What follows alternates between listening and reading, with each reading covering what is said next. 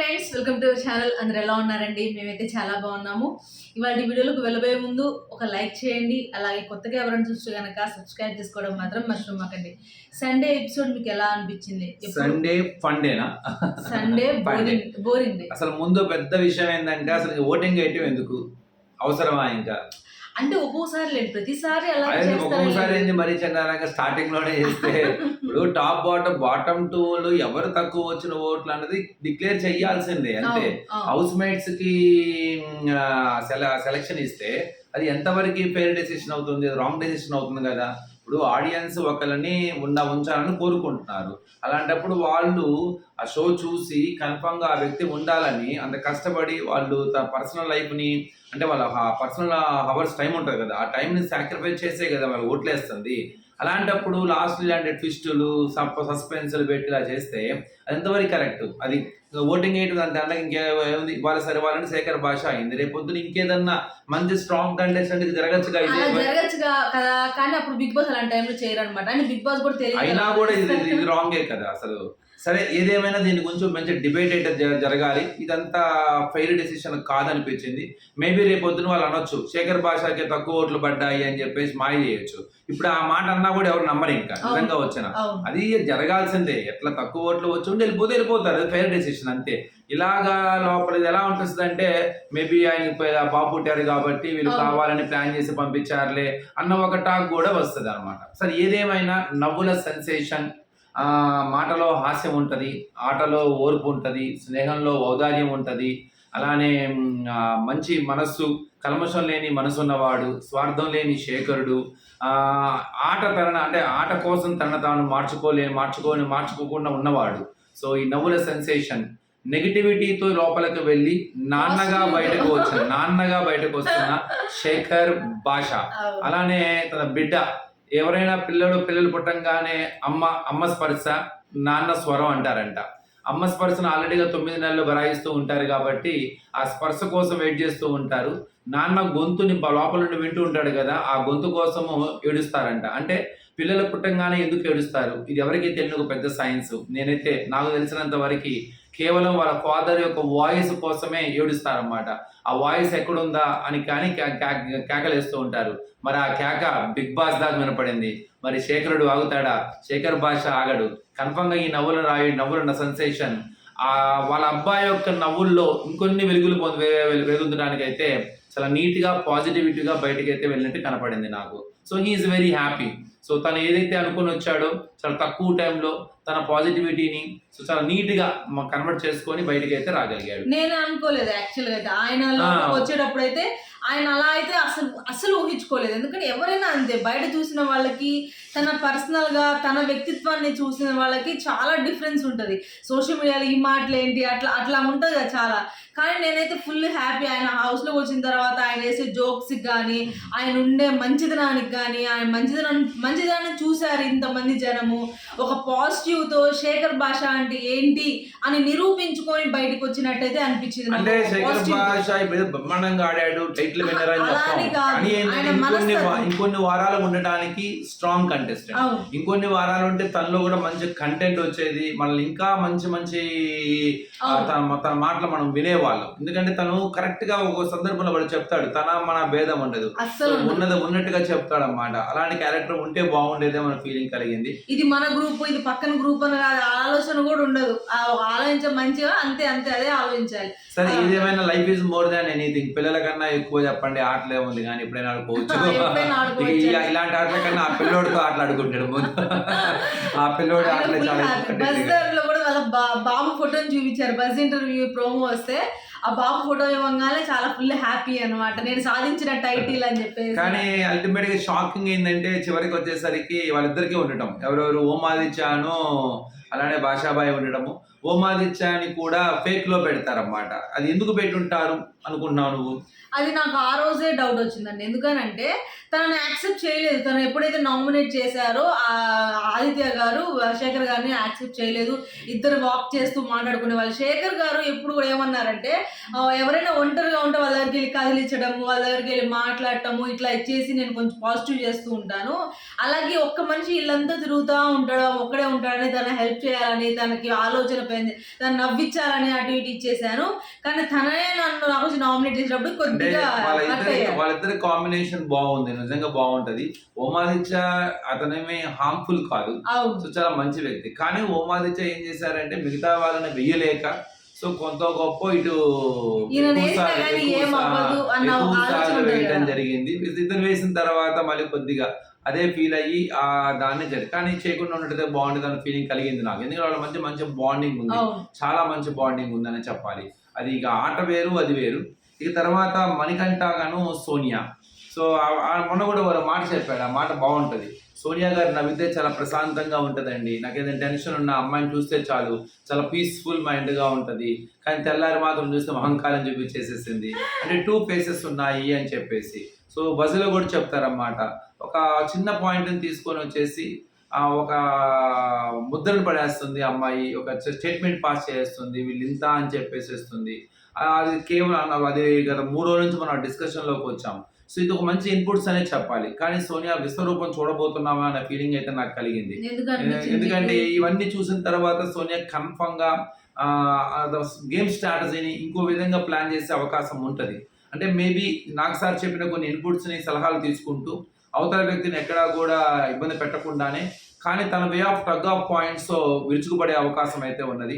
కానీ కొద్దిగా గొప్ప నాకు సార్ కానీ ఈ రోజు చెప్పిన శేఖర్ భాష కానీ ఒక క్లియర్గా ఒక ఇన్ఫర్మేషన్ పాస్ చేశారు. అంటే ఆయన చెప్పిన దాంట్లో భలే నీట్ పాజిటివ్ ఉంది, ఒక ప్లెజెంట్ స్మైల్ ఉంది నీలో అని చెప్పేసి, అది చాలా బాగుంటుంది అని. అది మంచి కాంప్లిమెంట్ ఎవరికైనా. ఒక నవ్వు మనం చూడంగానే మనకి ప్రశాంతత దక్కుతుందంటే చాలా మంచి కాంప్లిమెంట్, గాడ్ గిఫ్టెడ్ అన్నమాట. అలాంటిది మళ్ళీ నామినేషన్ లోకి వచ్చేసిన తర్వాత చాలా వెరైటీగా ఇంకో ఫేస్ కనపడుతుంది అని. అంటే చాలా క్లియర్ గా ఇది ఏమవుతుంది, 2 ఫేసెస్ అన్నమాట.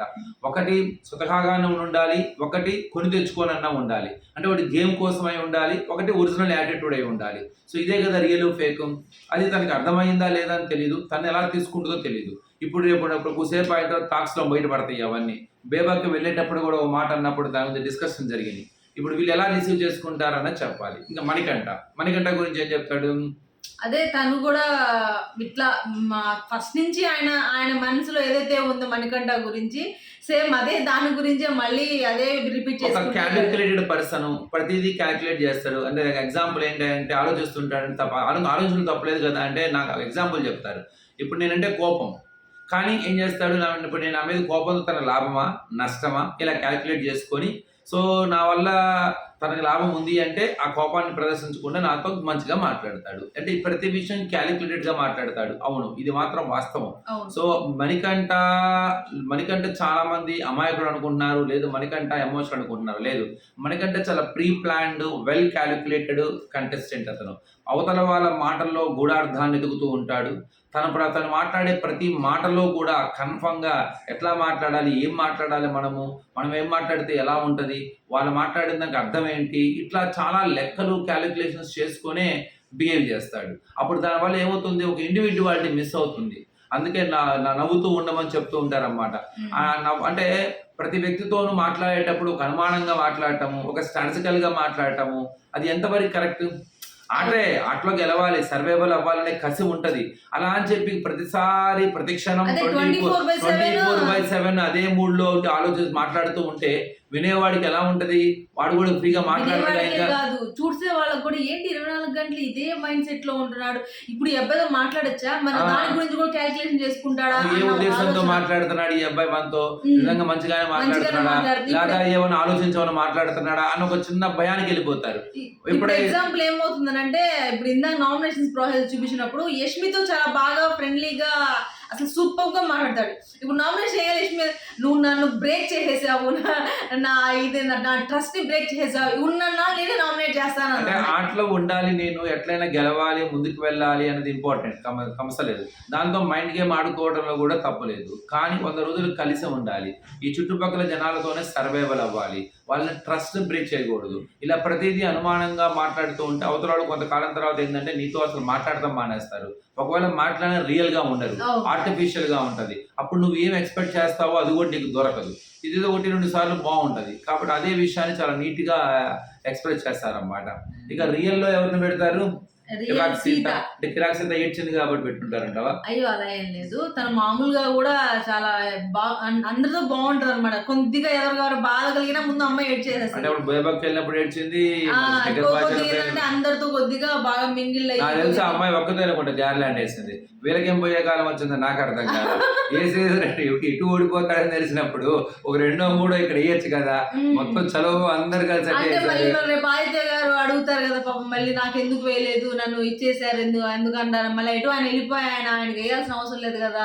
అందుకని అందరూ సేఫ్ అంతే, ఏం లేదు అక్కడ మనం ఏం చెప్పాల్సిన అవసరం లేదు. అలాగే విష్ణు ప్రేరణ కూడా నిజంగా ఫస్ట్ నుంచి కూడా నేను నిన్న ఎవరు కామెంట్ చేశారు, మీరు అందరి గురించి చెప్తారు కానీ ప్రేరణ గురించి చెప్పరు. ప్రేరణ గురించి చెప్పే అవకాశం ఇంకా రాలేదు, అది వస్తుంది.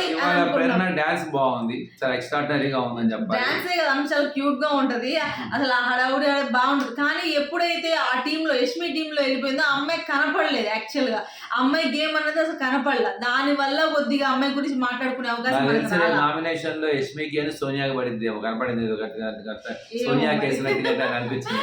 దాని గురించి కూడా మాట్లాడుకోవచ్చు, చూడాలి ఏం జరుగుతుందో. రేపు నామినేషన్స్ అనేది అందరూ ఉంటారు. యాక్చువల్ గా వీళ్ళు చీఫ్స్ ఉండరు అనేది లేదనుకుంటున్నాను నేనేమనుకున్నానంటే వాళ్ళు అసలు ఈ భాషాబాయ్ వెళ్ళిపోతే మనకి పోటీ తగ్గిపోద్ది, ఈ అబ్బాయి ఉంటే చివరికి ఏమైపోద్ది అని చెప్పేసి ఆ ఓమాదిత్య అయితే ఏం పర్లేదులే, 2 రోజులు ఉంటాడు 3 వెళ్ళిపోతాడు ఆయనే, కాంపిటీషన్ ఏం కాదు మనకి, భాషాబాయ్ ఉంటే మనకి అడ్డము అన్న వాళ్ళైతే ఈ హౌస్ మేట్స్ అయితే ఇద్దరు మాకు అడ్డం కాదన్నట్టే మాట్లాడుకుంటారు. వాళ్ళు ఏముంది ఏం ఆడుతున్నారులే అని అనుకుంటారు, ఎవరో ఒకళ్ళే కదా అంటే అక్కడ వేసేసి ఉంటారు, అయిపోయా. సో ఏదేమైనా మొత్తానికి విష్ణు గురించి కూడా చెప్తారు అనమాట. ఇవాళ విష్ణు అండ్ ఇన్నోసెన్స్ కి గూగుల్లో కొడితే అమ్మాయి వస్తాయి. విష్ణుకి మంచి ఎపిసోడ్ ఇవాళ. నాగసారి విష్ణు పేరు కలవరిస్తూనే ఉన్నారు. అంటే నాగసారికి ప్రతి సీజన్ లో నవ్వించడానికి ఒక క్యారెక్టర్ కావాలి, విష్ణు దొరికినట్టుగా అనిపించింది. విష్ణు కూడా అలానే నీట్ గా కొంత ఫన్ జనరేట్ చేస్తుంది. నాకు ఇప్పుడు కూడా అర్థం కాని విషయం ఏంటంటే, అది వచ్చినప్పుడు దుబాయ్ షేక్ సలాం కొడుతుంది అని చెప్పింది. దుబాయ్ సలాం కొడుతుంది, దుబాయ్ షేక్ మీకు సలాం చెప్తుంది. అది మిల్క్ షేక్ కదా కానీ బాగానే ఉన్నాయి. అది పక్కన తొందరగా ఐడియా రావట్లేదు కానీ ఎప్పుడు లేదు కానీ కొంచెం డిఫరెంట్ గా ఉన్నాయి. ఆలోచించాలి, అబ్బు ఏదో వెరైటీ. సీత పర్లేదు బాగానే చెప్పింది, కొన్ని సోనియా కూడా బాగానే చెప్పింది. సో మొత్తానికి డాన్స్ అయితే రావట్లేదు కానీ కొద్దిగా ట్రై చేశారు, వాళ్ళ గట్టిగానే ట్రై చేశారు. ఈ క్లాన్ లోకి వెళ్ళిన వ్యక్తులు నాకేం అర్థం కాల, చలో అని చెప్పేసి అందరూ కలిసి నారీ నడుము మురారి లాగా మొత్తానికి విష్ణుని తర్వాత సోనియాని నిఖిల్ దాంట్లో వేశారు. అసలే నిఖిల్ ఆ ఇద్దరు మధ్య నచ్చిపోతున్నాడు పాపం. అటు పక్క ఈఎంఐ వాయిస్తుంది, ఇటు పక్క ఏమో ఈఎంఐ వచ్చేసరికి ఏమో ఇంకేదో చెప్తూ ఉంటది, విష్ణు వచ్చేసేమో. అలానే మళ్ళీ పృథ్వీ ఎంటర్ అయ్యాడు. మరి పృథ్వీ ఎక్కడ ఉంటే మరి సోనియా అక్కడ ఉండాలి, మరి వాళ్ళిద్దరు అక్కడ ఉంటే అక్కడ నిఖిల్ ఉండాలి. మొత్తం మళ్ళీ ఒకే గ్రూప్ లోకి వచ్చేసారు.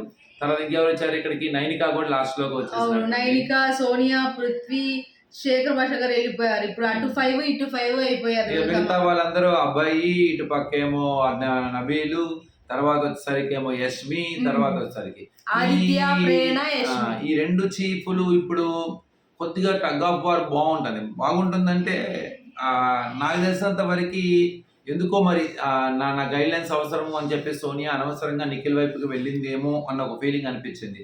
నిఖిల్ వైపు కాకుండా అభయ్ వైపు వెళ్ళి ఉన్నట్టయితే బాగుండేది. కానీ తెలియకుండానే సోనియా కొద్దో గొప్ప నిఖిల్కి మంచి బాండింగ్ ఏర్పడింది. It's not negative matter. So వాళ్ళ మధ్య ఒక మంచి ఫ్రెండ్షిప్ అయితే ఫామ్ అయింది. అది వాళ్ళకు కూడా తెలియలే ఫస్ట్ లో, అది ఫామ్ అయింది. సో కన్ఫర్మ్ గా సోనియా ఒక విషయం కోరుకుంటుంది, నిఖిల్ గెలవాలి. ఎప్పుడైతే ఒక వ్యక్తి ఇంకో వ్యక్తిని గెలవాలని కోరుకుంటే తన ఆట కోల్పోతున్నట్టు గుర్తుపెట్టుకోవాలి. నేను గెలవాలి, నాతో పాటు వీళ్ళు కూడా ముందుకుండాలి, అంతే తప్ప తను గెలవాలని కోరుకోకూడదు. ఇప్పుడు నిఖిల్ని ముందుకు తీసుకెళ్లే క్రమంలోనే ఈ మధ్య కాలంలో అభయ్తో మాట్లాడింది. వాడు భయపడుతున్నాడు, మనం కూడా నామినేషన్ చేస్తామేమోనని. అప్పుడు అభయ్ అంటాడు, వాడు ఇలా ఉంటే నేను కన్ఫర్మ్ గా చేస్తాను అని. అప్పుడు రోజు 1 గంట 2 గంటల పాటు డిస్కషన్ జరిగింది. నువ్వే అన్నావు టగ్ ఆఫ్ వార్ అని చెప్పేసి, నువ్వు ఎలా వేస్తావు అది ఇది చాలా సేపు రాదు. నాకు తెలియదు, ఇలా ఉంటే నేను కన్ఫర్మ్ గా వేస్తాను అంటాడు. ఎందుకంటే అల్టిమేట్ గా టార్గెట్ ఏంది, ఎవరికైనా విన్ అవ్వడం. ఆ క్లారిటీ అభయ్కి ఉంది. ఇదే విషయాన్ని తీసుకెళ్లేసి ఎవరికి చెప్పింది, పృథ్వీకి కూడా చెప్పింది. అప్పుడు అభయ్ కొద్దిగా ఫేక్ గా ఉన్నాడు అని చెప్పేసి. సో మొత్తం మీద క్లియర్ గా తను ఉండాలి, ఆ నిఖిల్ కి తోడుగా ఉండాలని కోరుకోండి. నిఖిల్ కి తోడుగా ఉండాలని కోరుకోవడంలో జెన్యూన్ నిర్ణయమేనా, లేదు ఇంకేదన్నా ఉందా? నేను అనుకోవట్లేదు. ఇంకా ఇక స్ట్రాటజికల్ గా తన వైపుకి వెళ్ళలేదేమో. అంటే ఏం లేదు, ఇప్పుడు ఆపోజిట్ టీమ్ లోకి వెళ్ళిపోయారు అనుకోండి, అప్పుడు ఏమవుతుంది, నిఖిల్ కి ఆపోజిట్ గా నిలబడాలి, మంచి పాటలు వస్తుంది, వస్తుంది. కానీ తన ఏం కోరుకుంటుంది, నిఖిల్ కి ఆపోజిట్ గా ఉండాలి అని కోరుకోవట్లేదు యాక్చువల్ గా. దాని వల్లే కొద్దిగా నిఖిల్ వైపు వెళ్ళడానికి కారణం అన్నది దాని వల్లే. కానీ ఇద్దరు ఒకే దాంట్లో ఉండటం, విష్ణు నిఖిల్ మళ్ళీ సోనియా వాళ్ళు హక్ చేసుకుంటారు. వాళ్ళు నాకు సార్ కూడా అంటారు, అబ్బో వీళ్ళిద్దరు హక్ చేసుకున్నారా అని చెప్పేసి. బాగానే ఉంటది, మంచిగా ఉంటే బ్రహ్మాండంగానే ఉంటది, నో డౌట్. అందులో ఇద్దరు కలిసి చేస్తే బాగుంటది. లేదు ఇద్దరు మధ్య మళ్ళీ ఏదైనా ఫైట్ జనరేట్ అయితే మాత్రం ఇదిగా ఉంటది. ఫైట్ జనరేట్ అయితే నిఖిల్ ఇటుపక్క నైనికా కూడా ఇటే రావడం అనేది కొద్దిగా టగ్ ఆఫ్ వార్. అందరూ కొంచెం చిచ్చపిడుగులు అందరూ ఇటే ఉన్నారు. కానీ ఇటు పక్కకు వచ్చేసరికి నబీలు నోరా గట్టిగా నడుస్తాడు. ఇప్పుడు యష్మి సూపర్ గానే బ్రహ్మాండంగా రెడీగా ఉంది. టగ్ ఆఫ్ వార్ మణికంఠ ఎక్కడ తగ్గేదే ఉండదు. కానీ నాకు డౌట్ ఏంటంటే, మరి రేపొద్దు నామినేషన్స్ అప్పుడు చీఫ్లు అయిపోయారు, క్లాన్ రెడీ అయినాయి. ఏ క్లాన్ లో వాళ్ళు ఆ క్లాన్ లో వేసేయచ్చు. అందుకే అందరు ఒకేసారి కూర్చోబెట్టారు చూసారా మొత్తం వరుసగా. కాబట్టి ఇంకా చీఫ్స్ కూడా వేయచ్చేమో అని నేను అనుకుంటున్నాను. అది ఎంతవరకు తెలియదు. కానీ నామినేషన్స్ లో మనకి చూపించలేదు, అబ్బాయి గురించి కానీ నిఖిల్ గురించి కానీ చూపించలేదు. మేము నెక్స్ట్ రేపు వచ్చి ప్రోమోలో ఏమైనా చూపిస్తారేమో, చూద్దాం దాని గురించి కూడా. అది ఫ్రెండ్స్ ఇవాళ సండే ఎపిసోడ్. సండే ఫండే అయిపోయింది, అలాగే ఎలిమినేషన్ కూడా అయిపోయింది. ఇండివిడ్యువల్ గేమ్ ప్లాన్స్ అంటే ప్రజెంట్ నాకు ఓవరాల్ గా చూసుకుంటే కొద్దిగా గొప్ప నిఖిల్ నచ్చుతున్నాడు అందరికి. నిఖిల్ ఎమోషనల్ గా ఉన్నాడు, అందరితో మంచిగా ఉంటున్నాడు. అలానే ఆట కోసం పెద్దగా ఏదో ఎక్స్ట్రా చేయాలి, కొని తెచ్చుకునే యాటిట్యూడ్ కానీ, కంటెంట్ క్రియేట్ చేయాలని కానీ, లేకపోతే కొంత ఏదో గెలిచే ప్రయత్నంలో అలా చేయడం, ఆ యాటిట్యూడ్ చూపించట్లేదు. తనలానే ఉంటున్నాడు, కొద్దిగా ఎమోషనల్ అవుతున్నాడు, తనకి ఇబ్బంది పడుతున్నాడు, కొద్దిగా ఇబ్బంది పడుతున్నాడు. కానీ అందరితో కొద్దిగా మంచిగా ఉండడానికి ట్రై చేస్తున్నాడు, గట్టిగా ట్రై చేస్తున్నాడు. ప్రజెంట్ ఆ అబ్బాయి ఒకటి. ఇక మిగతా వాళ్ళందరూ నాకు తెలిసినంత వరకు ఏంటంటే క్యాలిక్యులేషన్స్, పాలిటిక్స్, అన్ని లెక్కలు వేసుకుంటున్నారు. ఇలా ఉండాలి, ఇలా మాట్లాడాలి, ఇలా చేయాలి, ఇలా చేస్తే ఇలా చేస్తే కంటెంట్ కోసం కావచ్చు, లేకపోతే మనకు హైలైట్ అవ్వాలని కావచ్చు, ఇట్లా ఆట ఎమ్మట పడుతున్నారు. ఎప్పుడు కూడా ఆట ఎమ్మట పడకూడదు, ఆటని ఎంజాయ్ చేయాలి. ఆటను ఎంజాయ్ చేస్తే ఆటోమేటిక్గా ఆట మీ ఎమ్మట వస్తుంది. మీరు ఆట ఎమ్మట పడుతూ ఉంటే అది కంటెంట్ కోసం క్రియేట్ చేసినట్టుగా అనిపిస్తుంది, ఆర్టిఫిషియల్ ఆట అయిపోద్ది అనమాట. ప్రతి ఒక్కళ్ళు దానికోసం ట్రై చేస్తున్నట్టుగా అనిపించింది. అది కొంతకాలమే చేయగలరు, ఎంత చేసినా గానీ కొంతకాలమే చేయగలరు, మొత్తం సీజన్ అంతా చేయలేరు కదా. ఏదో ఓ టైంలో మనం ఆట నుంచి బయటకు రావాల్సి వస్తుంది. కొంతమంది షాడోలు ఇందాక అన్నారు, ఎవరు ప్రేరణ గురించి మాట్లాడు. ప్రేరణ ఎంత తొందరగా ఇండివిజువల్ గేమ్ కనపడిద్ది. ఇప్పుడు ప్రేరణ అంతా షాడోలో ఆడుతుంది. ఎవరి షాడోలో ఆడుతుంది? యష్మి షాడోలో. అక్కడ నుంచి బయటికి రావాలా, బయటకు వచ్చి ఇండివిజువల్ గేమ్ ఆడితే అప్పుడు తనలో ఆట గానీ, తన నవ్వులు గానీ అవన్నీ బయటికి ఎలివేట్ అవుతుంటాయి. లేకపోతే ఏమవుతుందంటే అక్కడ యష్మి ఏదో ఏదో చెప్పడం, దాన్ని ఇన్ఫ్లుయెన్స్ అవ్వటము, అది ఇంప్లిమెంట్ చేయటము. ఇప్పుడు మొన్న చూసారు కదా ఎంత రచ్చ అయ్యిందో. అసలు ఆ అమ్మాయిని తీసుకెళ్లేసి అక్కడ చేశారు, అక్కడ సంచాలకులుగా మొత్తం చెడగొట్టిందే వాళ్ళు. సో చెడగొట్టి మళ్ళీ అమ్మాయి బాగా ఆడలేదని చెప్పేసి మళ్ళీ అమ్మాయిని తీసుకెళ్లి రెడ్ దాంట్లో పెట్టారు. అట్లా ఇది అంతా. కానీ ఇప్పుడు ఇవాళ నాకు తెలిసినంత వరకు ఇప్పుడు దాకా అందరూ బిగ్ బాస్ కి ఎదురైనా కానీ కొంచెం ఎక్స్పీరియన్స్ అయితేనే కదా తెలుస్తుంది.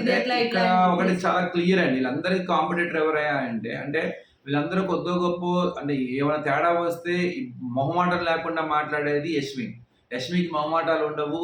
అయ్యో ఫ్రెండ్షిప్లు ఉండవు ఆట దగ్గరికి వస్తే. సేమ్ అట్లానే ఉన్న తేడా పడితే నాకు ఇబ్బంది కలుగుతుందంటే ఎదుటోడిని ఎంతైనా సరే మొహమాటం లేకుండా నిర్మోహమాటంగా ఫేస్ టు ఫేస్ మాట్లాడేది మణికంఠ. మళ్ళీ సేమ్ అట్లానే సోనియాకి పాయింట్ దొరికితే మాత్రం ఇరగదీసి వదిలిపెట్టేస్తుంది.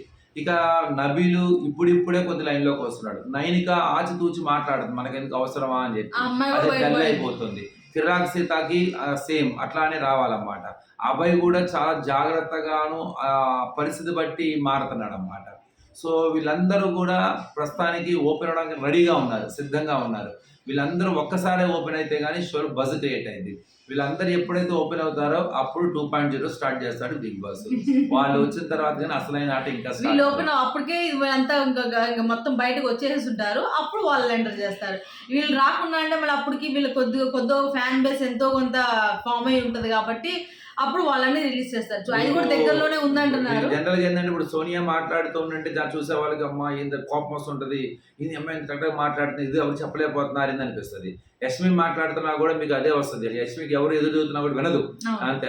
ఎవరు గట్టిగా మాట్లాడదాని కోపం వస్తుంది మనకి, గట్టిగా మాట్లాడానని. మీకు ఏం పర్లా, ఎంత టోల్నైనా సరే కౌంటర్ ఇచ్చేవాడు మణికంఠ. ఇది గుర్తుపెట్టుకోండి. గర్ల్స్ అయినా బాయ్స్ అయినా చాలా షార్ట్ గా స్వీట్ గా వేస్తాడనమాట. తగ్గదు. సో ఫ్రెండ్స్ అలా జరిగిందనమాట సండే. అలాగే రేపటి గురించి మాట్లాడుకుందాం. వాళ్ళ లైవ్ కూడా జరుగుతుంది. మ్యాక్సిమం ఇవాళ ట్రై చేద్దాము మిడ్ నైట్ లైవ్ అప్డేట్స్ ఇవ్వడానికి. ఖచ్చితంగా చూడండి, ఫాలో అవ్వండి. అలాగే ఈ వీడియో కనుక మీకు నచ్చితే ప్లీజ్ లైక్ చేయండి, షేర్ చేయండి, సబ్స్క్రైబ్ చేసుకోవడం మాత్రం మర్చిపోకండి. బాయ్.